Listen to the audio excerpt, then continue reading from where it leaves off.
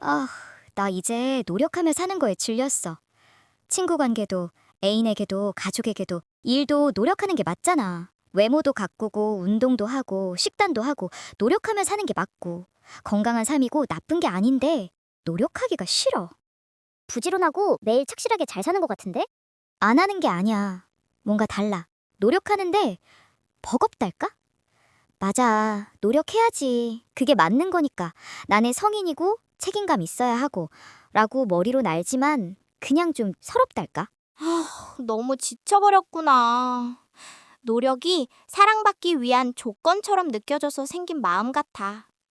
마음속 깊이 들여다보면 노력하지 않으면 사랑받을 자격이 없는 것 같아서 서럽다 하는 마음이 있는 거지. 겉으로는 같은 자기관리여도 어떤 날은 건강한 돌봄이고 어떤 날은 노동처럼 느껴질 수 있어. 사랑을 잃지 않기 위한 두려움 때문에 노력하는 거면 막 지쳐버리게 되지.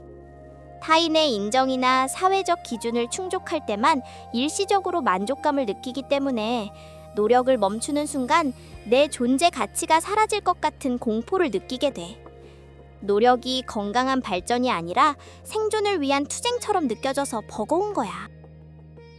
우리는 자율성, 유능성, 관계성이라는 기본 욕구가 충족될 때 행복을 느껴. 그런데 자발적인 즐거운 노력이라기보다 해야만 한다라는 외부 압박에 의해 살아가면 행복하지 않게 되는 거지. 에너지가 금방 고갈되고 보상이 없거나 힘들게 느껴질 때 허무함과 서러움을 크게 느껴. 퍼즐 실험, 에드워드 대시. 대학생들을 두 그룹으로 나누어 소마 퍼즐이라는 입체 퍼즐을 풀게 했어. 1그룹에게는 퍼즐을 하나 풀 때마다 돈을 주겠다고 약속했고 2그룹에는 아무런 보상 언급 없이 그냥 퍼즐을 즐기게 했어. 돈을 받은 1그룹은 보상이 주어지는 동안은 열심히 했지만 휴식 시간에 자유롭게 퍼즐을 만질 수 있는 기회가 주어지자 금방 흥미를 잃고 퍼즐을 내려놓았어. 반면 보상이 없던 2그룹은 휴식 시간에도 재미있어서 계속 퍼즐을 풀었지. 노력이라는 행위가 살아남기 위한 의무, 즉 보상 혹은 벌의 회피가 되는 순간 우리 뇌는 그것을 생존을 위한 노동으로 인식해. 제니퍼 크로커의 자존감 조건 연구에 따르면 자존감이 성취나 타인의 인정에 강하게 연결된 학생들은 성공했을 때 반짝 기뻐했지만 아주 작은 실패나 비판에도 자존감이 폭락하며 심한 우울감과 무력감을 느꼈어. 늘 내가 충분히 노력하고 있는가를 감시하느라 엄청난 심리적 에너지를 소모하고 있었지. 있는 그대로는 사랑받지 못한다는 생각은 자존감의 뿌리를 외부에 두게 만들어. 그러면 노력을 하는 동안에도 늘 불안해. 노력하며 사는 서러움은 바로 그 불안감에서 오는 거야. 퍼즐 실험과 비슷한 그림 그리기 실험이 있어. 그림 그리기를 좋아하는 아이들을 세 그룹으로 나눴어.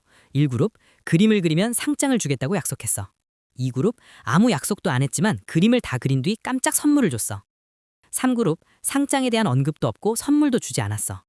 며칠 뒤 다시 아이들에게 그림 그릴 시간을 줬을 때 상장을 약속받았던 1그룹 아이들은 그림에 대한 흥미가 눈에 띄게 줄어들었어. 상장이 없으면 그림을 그릴 이유가 없다고 느낀 거야. 건강한 습관, 외모 가꾸기, 운동 같은 것들이 원래는 너를 위한 좋은 활동들이잖아. 그런데 당연히 해야 할 책임이나 사랑받기 위한 자격증처럼 변해버리면 우리 마음은 그걸 강요된 숙제로 느껴. 숙제는 아무리 좋은 내용이라도 하기 싫고 버겁지.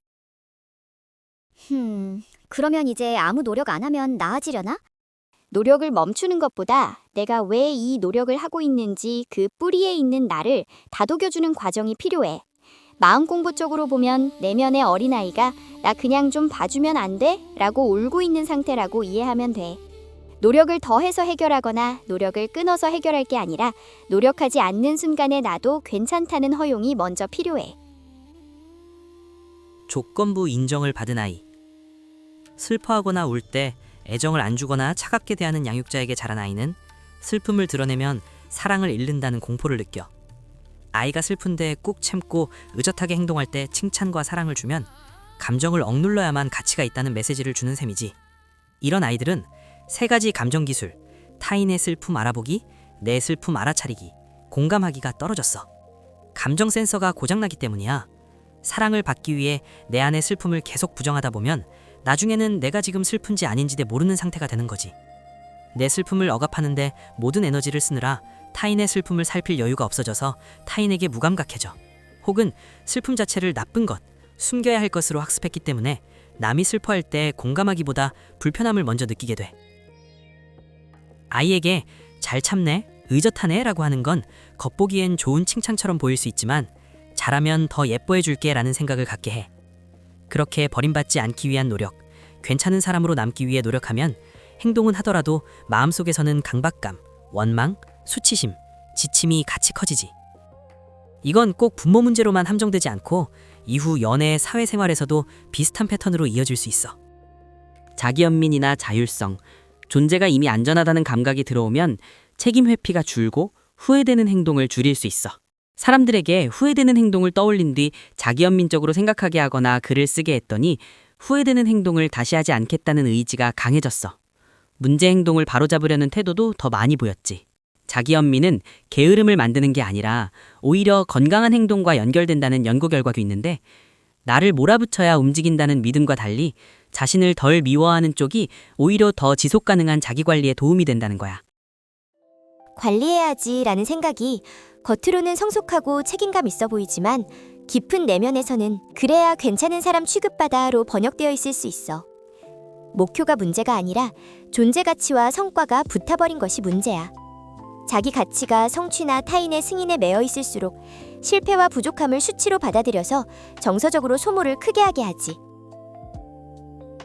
실수하면 안 돼, 부족하면 안 돼, 남이 어떻게 볼까 같은 걱정형 완벽주의가 있으면 번아웃, 스트레스, 우울과 더 강하게 연결돼.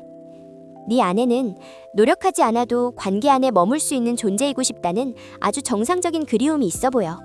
노력이 사랑의 입장권처럼 느껴지는 구조에 오랫동안 머무느라 너무 지쳤을 거야. 노력 안 하기도 안 되고 노력하는 것도 힘들고 어쩌라는 거야. 일단 스스로 점검을 해봐. 내가 지금 이걸 하는 이유가 나를 돌보기 위해서야 아니면 버림받지 않기 위해서야? 내가 원하는 건 발전일까 아니면 증명일까? 이 행동을 하고 난 뒤 더 평안해지나? 초조해지나? 어떤 행동을 하고 초조해지면 그건 증명의 가능성이 커. 발전은 뿌듯한데 증명은 숨이 막히지. 이럴 때 그냥 하자, 그만 서러워하자 하면서 슬픔을 안 보고 바로 자기 개발로 넘어가면 더 메말라. 지금 네 안에는 게으르고 싶은 것보다 슬픔의 문제가 커 보여. 왜 나는 그냥 존재만으로는 안 되는 것 같지? 하는 슬픔이 숨어 있을 거야. 또 깊은 마음속에는 쓸모없어, 갖다 버려 하고 스스로를 미워하고 비난하는 마음이 있을 수 있어. 사랑받고 싶은데 사랑 못 받게 하는 못난 자신에 대해 화가 난 상태인 거지. 아, 또 증명하고 싶구나. 많이 두렵지? 하며 마음을 혼내지 말고 부족한 나를 없애려 하지 말고 안아줘. 지금 내가 이렇게까지 애쓰는 이유는 뭘까? 하고 조용히 물은 뒤 올라오는 답을 고치지 말고 듣는 거야.